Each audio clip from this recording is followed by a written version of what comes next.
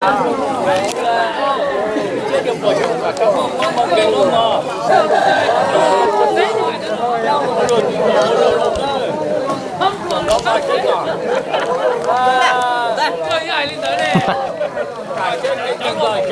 dữ mà. Cái thẻ á. Còn tôi nữa. Đưa đi tại.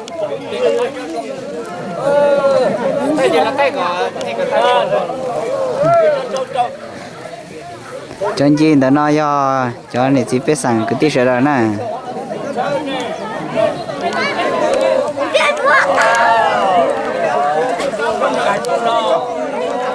Bé tu sợi tọt tuần chi này giờ lên là hay cho nè cho chi rồi cho bao cho giờ tụi nó lúc cho xỉa để nó giờ pan nụ nè pan nụ mùa tụi nó lúc cho đó sao tỏ giờ tụi lót xe phòng mùa nè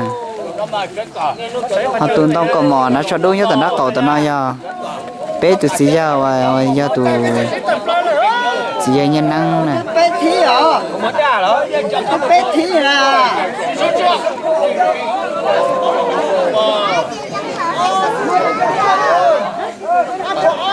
là rễ cơ kia li bé mong nó bé cho chia sẻ toàn trong là li là hay ít xong có luôn li toàn trong là dân nó là rễ cơ kia li nè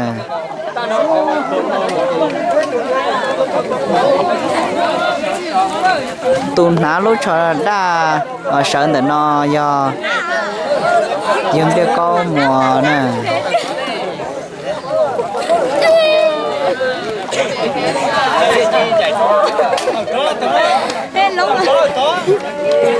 ô bỏ chết tao rồi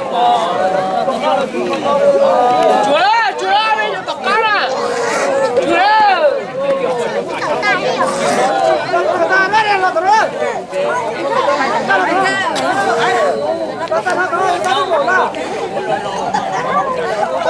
cho kênh Ghiền Mì Gõ để không bỏ lỡ những video hấp dẫn.